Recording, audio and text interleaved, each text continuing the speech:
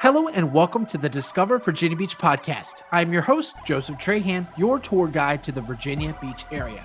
If this is your first time listening, I am so glad you found this show.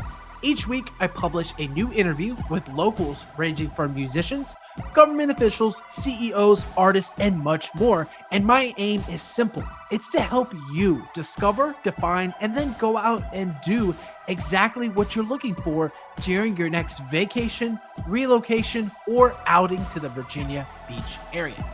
And if you're looking to join in on the conversation, take part in monthly giveaways, and get your hands on my custom event calendars, head on over to Facebook and send me a friend request. That's Joseph Trahan. And check out my Facebook group of nearly 50,000 fans of the Virginia Beach area.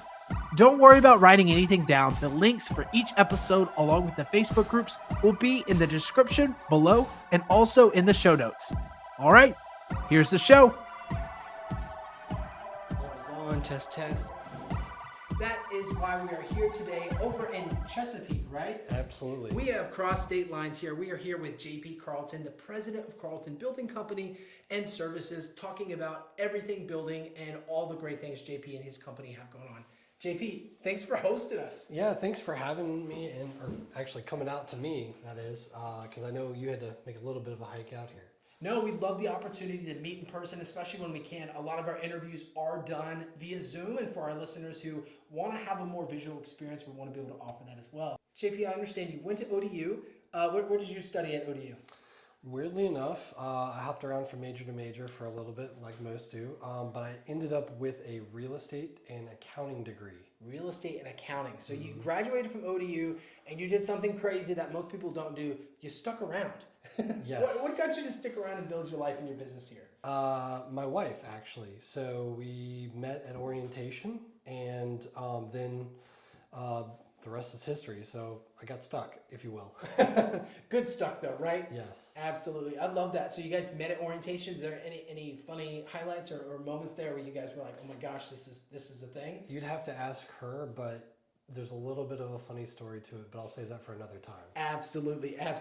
Well, JP, you have a background in real estate and accounting. How have these disciplines influenced your approach to the construction and building industry? Well, you kind of have to go back to my history. During the Great Recession, I originally had an accounting or real estate degree, and I was like, oh crap, market's going down. People are losing jobs everywhere. Sure. That's what forced the accounting degree, because I figured, hey, one more year I can have an accounting degree. Did it, and that was best choice I'd made. Because it actually translates heavily into construction, believe it or not, because you have to account for every little thing, whether it's drywall or painting or carpentry or windows or doors. Sure. And a lot of it, weirdly enough, goes into it. Yeah, it seems like there's a lot of inventory that goes into building that, quite frankly, I didn't know much about. So I had a client building a house as well, and I was like, what do you mean it's going to take 9 months? Like, you guys can build a house in a weekend, you know what I mean? But like the inventory piece, I think is the biggest part. Or what is the biggest part of building? Realistically, your game plan. Okay. So, a lot of contractors know how to, like, construction is very, very fragmented, and I like to associate it back to healthcare. Okay. So a doctor, you go in, hey, I've got a cold. Well, it turns out you don't have a cold, you have a respiratory infection.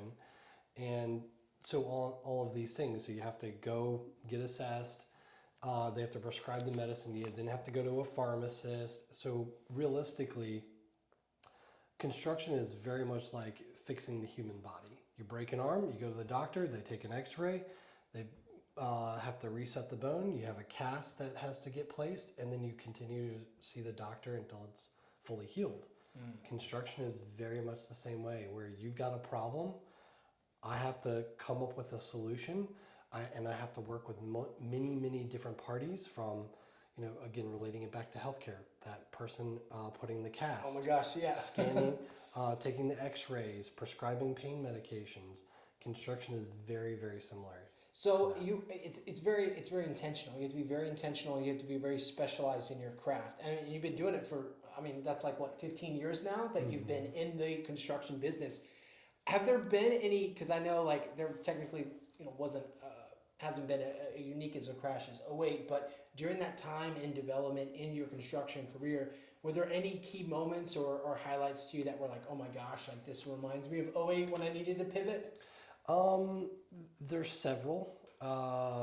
You know, the two big ones that stand out to me are COVID, when commercial, basically with residential took off. Sure.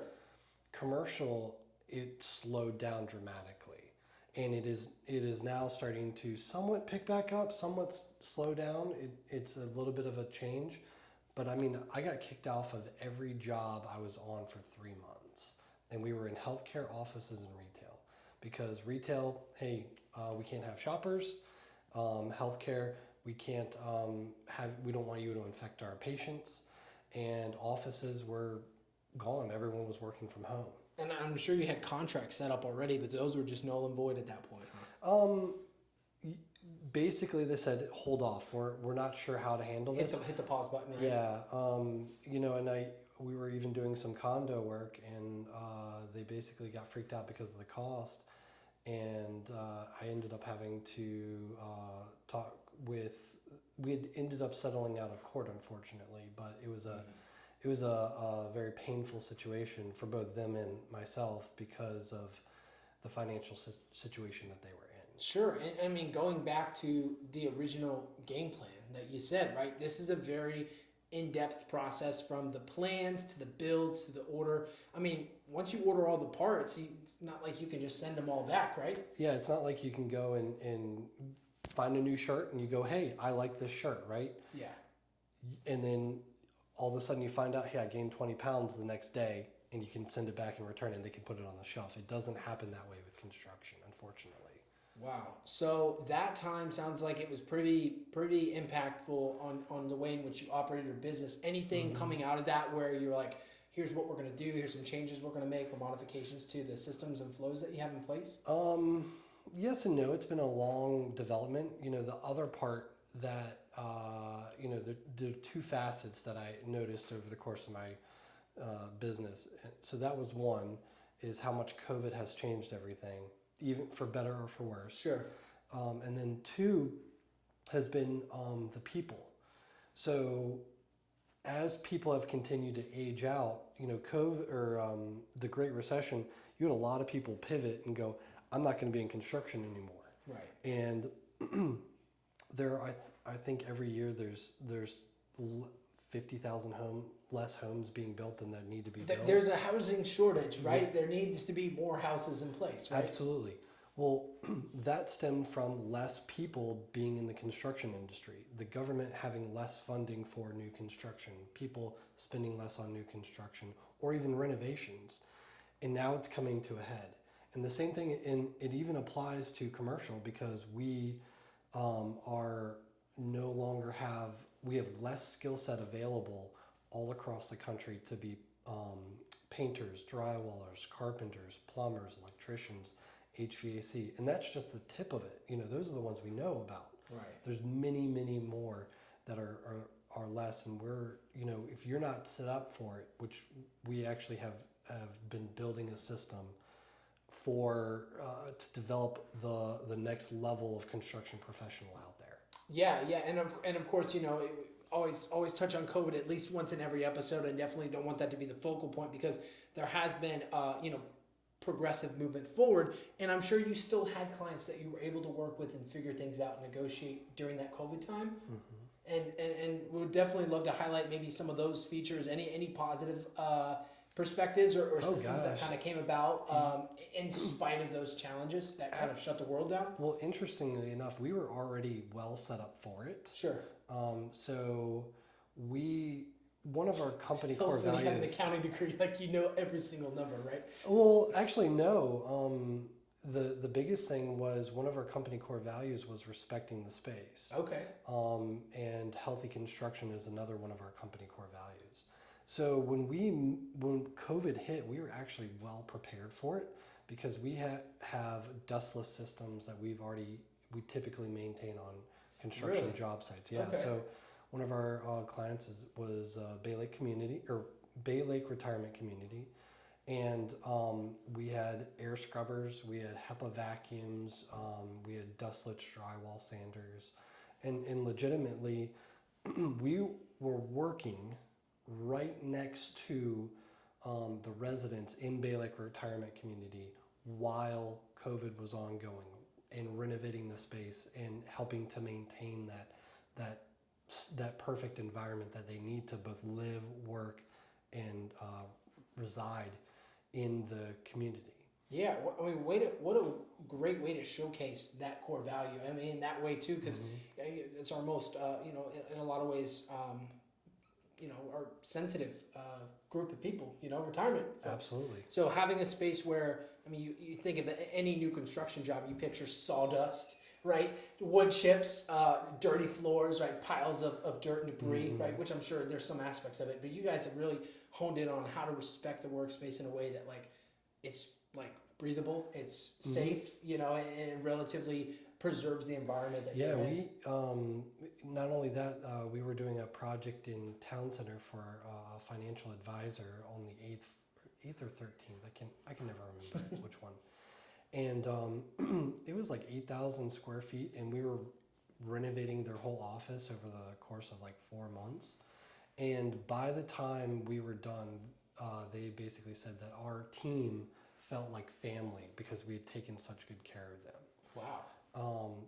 And just because we're operating a different model than the standard general contractor model that's out there. That's incredible. What great feedback. I'm sure you and your team were very, very, very supportive of that journey, of acknowledging those core values and also going out of their way to appreciate it. Absolutely. Yeah. Absolutely.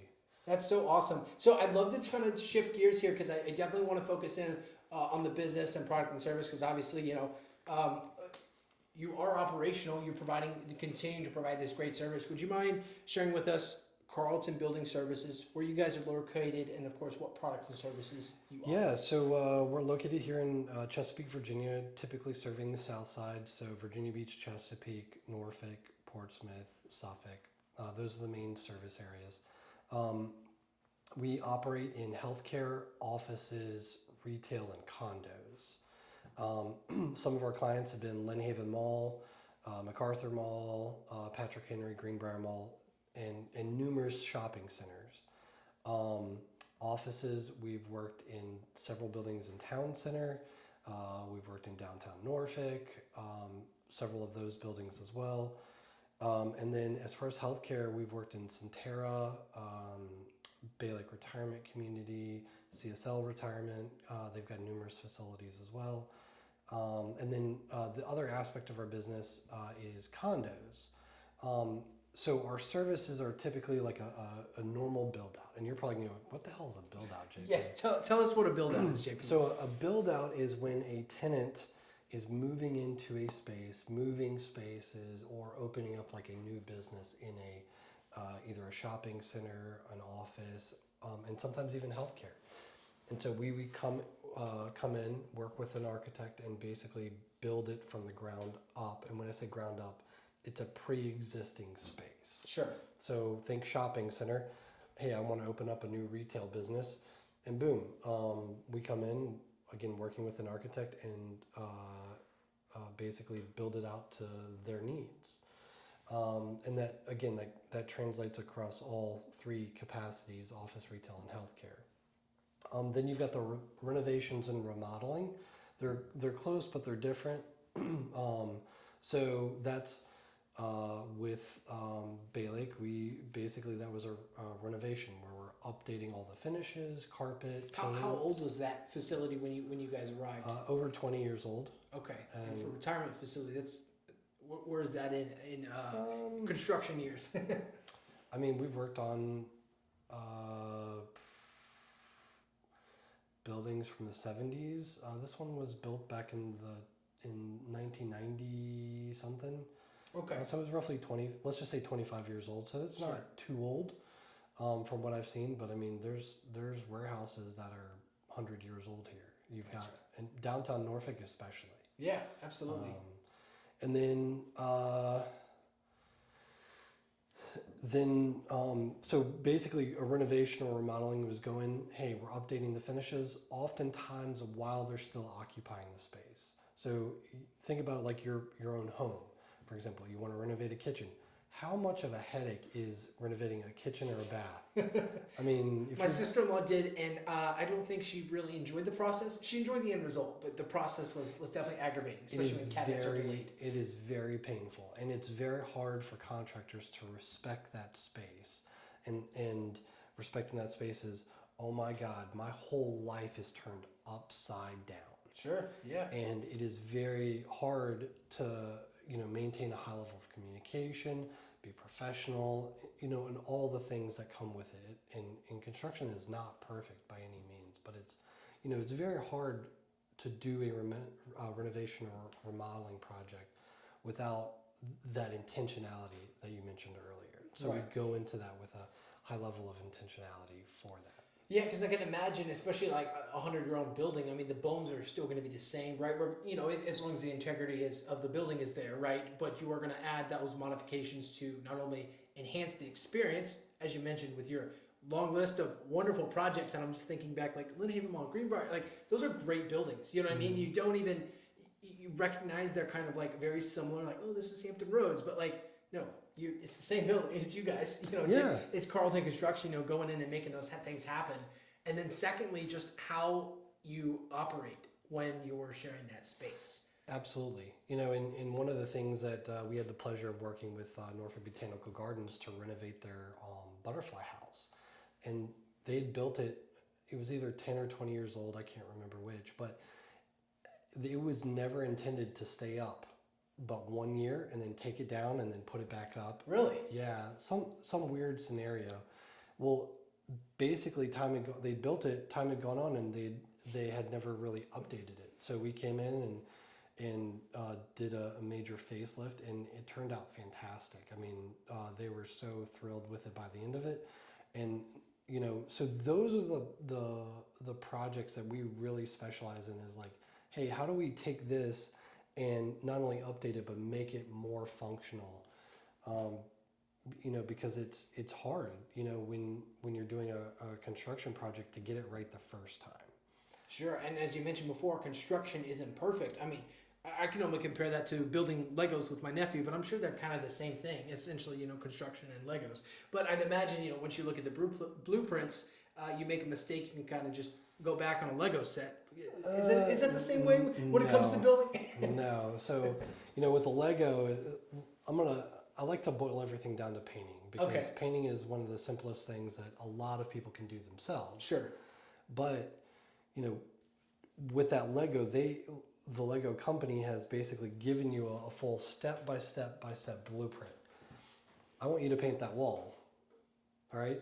If you paint that wall and I don't give you any instructions, and I don't tell you what kind of paint to use, and I don't tell you what substrate it is, you may paint it right, you may paint it wrong, but what happens if you get paint on the floor or the ceiling? I think Ariel here at the office would be very upset with me because it probably would not match anything else you have going on here. Yeah, and with any project, and again, boil it down to painting, there's a knowledge base that is aging out. Sure. And so, anyone can paint a room, but when you do the math and you boil down like the steps that it's all involved, you've almost halfway paid for someone else to do the painting for you. Right. It's a full-time job in and of itself, right? Figuring out where to go to get the paint, the supplies, and all of the headache behind it. JP, I'm curious for you, and obviously I know you love all of your projects equally and you have great partners throughout, but if you could look back in your memory and see one or two projects that really stand out to you as far as either the craftsmanship or maybe just how smoothly it went, what are a couple projects that stand out to you? Well, the latest one was Warriors for Life. We got to build an ice hockey rink. And that was really cool because... You built an ice hockey rink? Yeah. Have you built one before? No. So Warriors for Life is a nonprofit that works with veterans dealing with PTSD and service-disabled veterans to help facilitate that tough discussion of rehabilitating them and also maintaining their life. Sure. And so they do that through hockey, which is really, really cool. And so this hockey rink that we got to build was for their VR system. And so they had someone ship them the parts, and they were like, hey, we're going to put it together. Halfway through the project, go, hey, we're going to have you put it together for us. So that's what we did, which is really cool because, you know, again, there's all these, you know, put it together. Who's going to do that? You've got all these separate trades that are not necessarily, that only work in their capacity. And whereas with our organization, we typically work in many different trades, from carpentry to drywall and painting, but that actually translates across many different skill sets. So we put that whole thing together 100%. Which is crazy to me because when you think of construction company, building services, you think of everyone always offering all of those services, but that's not the case. Is that what you mean? So going back to that healthcare, right? Yeah. You know, you go to the pharmacist to pick up that drug, right? They've gone to school to know how to combine what drugs and whatnot. You go to your general physician when you're having something generally wrong with you. Right. But okay, let's say that you've got something wrong with your foot. So you've got to go to a foot doctor. Something wrong with your skin, you're going to your skin doctor. You know, so these doctors are specialized in their one particular thing. And, you know, you have to have someone that's kind of orchestrating all of that to essentially what we like to call ourselves as a surgeon. Right. And so you go, I've got something majorly wrong with me and surgery has to be made. Let's say a hernia. Well, you have to have an anesthesiologist. You have to have a gut doctor who's saying, okay, yes, you need to have surgery. So all of these things have to happen with many different types of doctors. The contractor is just the surgeon and dealing with many different skill sets and trades that they've developed over a number of years through their experience. Wow. It sounds like regardless of how many number of years you continue in construction, there's always going to be a new opportunity. There's always going to be things progressing and moving forward, as you mentioned your systems before. Looking on the horizon, are there any upcoming projects or upcoming developments you're particularly excited about or looking forward to? Yeah, right now we're about to kick off in the new year, which this is December, so this will probably show up in the new year. Rough House in Virginia Beach, where they're a fantastic doggy daycare organization, and they just purchased their building, and they said, hey, we have found some items that we think need to be addressed, and so we're working with them to get those addressed, which will be a very challenging project because we have to make sure that they can remain open while construction is going on. And so we're doing it during their slower time of the year, and then they get a fantastic dog boarding facility rebuilt when they're done. And then the other one is Kauai Corner.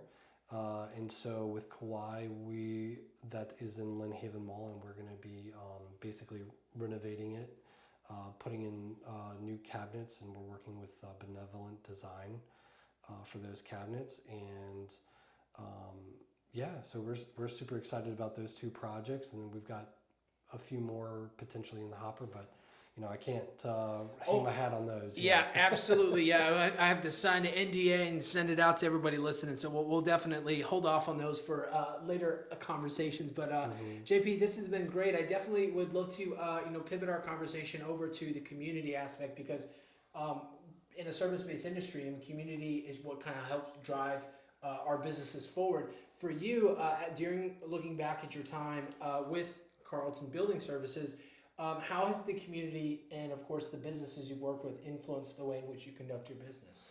So we have done that somewhat in-house. And so we have determined, again, going back to that people are aging out of construction.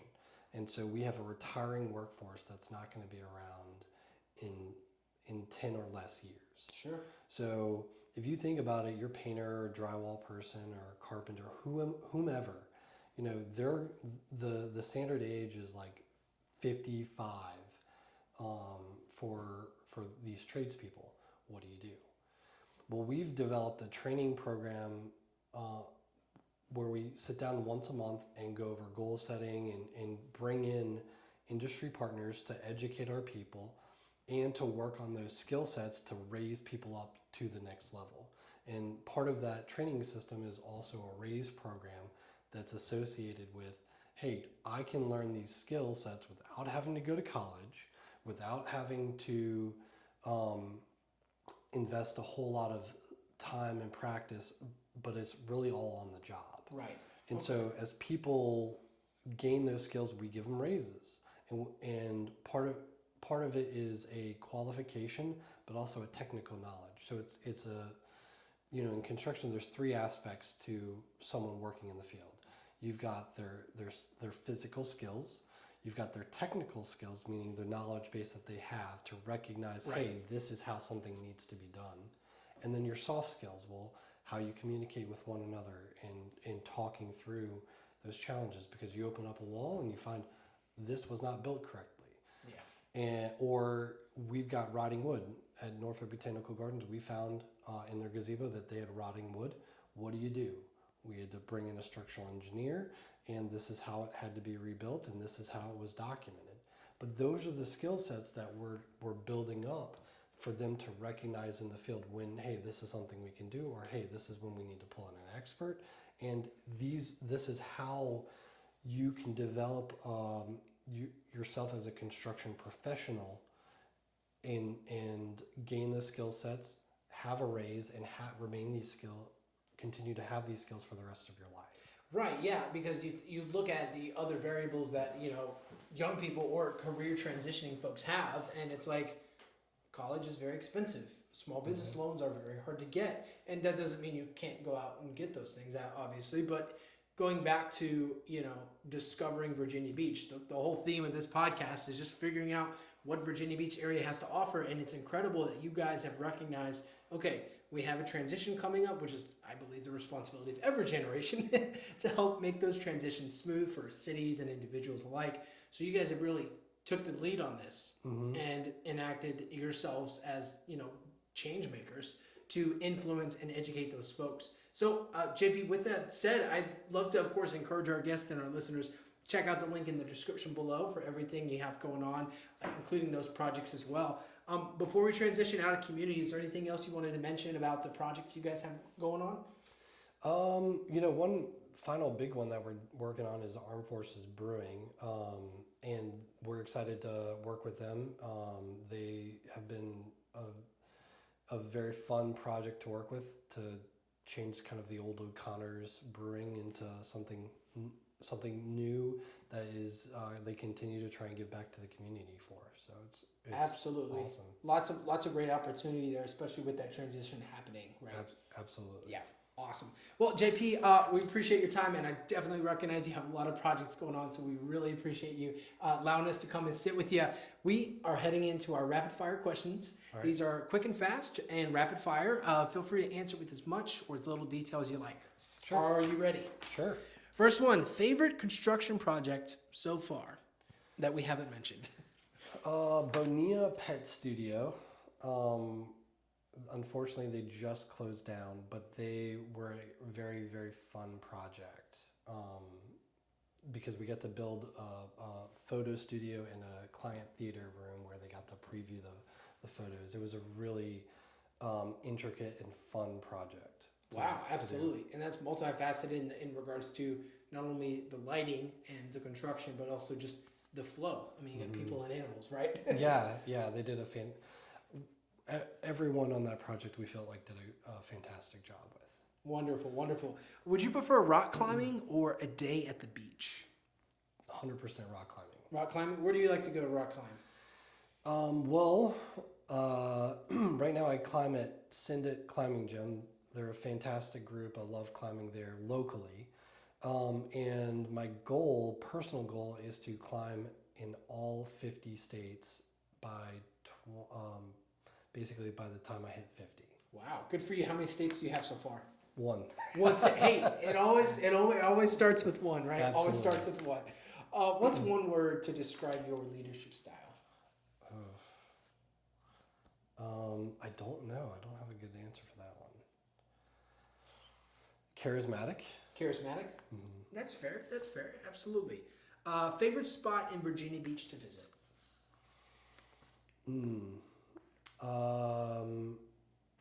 First Landing State Park. That is a good one. That has been a constant theme. I think we've probably heard that on every episode so far. I realistically, I think there needs to be more larger parks within the Hampton Roads area, and I personally believe that Norfolk, Chesapeake, and Virginia Beach have not capitalized on that nature aspect that 100%. This area can provide. 100% agree. I mean, I've been looking at this project, and I keep sharing it on our Facebook group, Discover Virginia Beach. We're on Facebook there as well, and it's this 41-mile adventure trail. Like, it's a biking trail. And they can't get off their butt and finish it. And nobody can. It seems like nobody can finish it. And so I was, I always want to encourage our cities. We had the opportunity to speak with Portsmouth and Suffolk Tourism Board. Hopefully Norfolk and Virginia Beach. Hopefully soon. But nevertheless, very excited for all of the opportunities that present themselves, especially with two of the largest cities per acreage in all of Virginia and the East Coast. Lots of opportunities. And they can't figure out this right structure. People want more green space. People want and need it, and they're craving it. But it should be right outside our back door. And personally, I think that Virginia is the best state in the world, and I absolutely love Virginia Beach. 100%, absolutely. But there is so much. This is not to rail against construction. Of course not. Let's hear it, JP. The city plannings have allowed so much construction to develop, and this green space that is needed benefits so many different people, and it is and they have let it lapse. Both tourism have been focused on the beach. Well, what about some of the amazing nature that's at First Landing State Park? And I know that it's a state park, but that can be duplicated across all of Virginia Beach. What 100% agree with you, JP. Well, I have all of the emails, so I will keep emailing and I will tag you in those emails. A shout out to Pharrell Williams, Waterside District, and all the other city folks I've reached out to so far for the podcast. But yeah, I'd love to have you on and, of course, have that conversation to continue to make Virginia Beach a place worth discovering more than just the 10 unique beach experiences that we have, because they're incredible, but there is so much more also to discover. Encourage you. We'd love to roll out the red carpet. Any projects you have going on, or final words you'd like to leave the audience with? The floor is all yours. Man, I don't know. I would have to say, our company's goal is to build the future with our people and through our clients, and so we do that through developing. We've got a BHAG, or Big Hairy Audacious goal. Yeah, let's hear it. To develop the 100 construction professionals within Hampton Roads. And while 100 seems small, we're very intentional because we want to develop the best people that they absolutely can. And when you say construction professional, what does that entail? So to basically try and take someone that has had very little impact within the construction world and get them to understand how much of an impact that they have on developing themselves and someone else's business, or through, be it healthcare, office, or retail capacities, or even condos, for example, because a lot of condos are aging and need repair, and that impacts someone's home as well. No, absolutely. I mean, you think of the multi-level condos that exist as well for the need and upkeep that it takes, especially for our aging population. Absolutely. Absolutely. Well, JP, this has been a great conversation. We really appreciate your time. And of course, thank you to our dedicated listeners for checking us out on another episode of Discover Virginia Beach podcast. We hope that you've enjoyed this episode. Be sure to hit that like button and leave a comment down below. That way you know what folks we'd like to have next on the podcast and what questions to ask. We'll see you all in another episode very soon.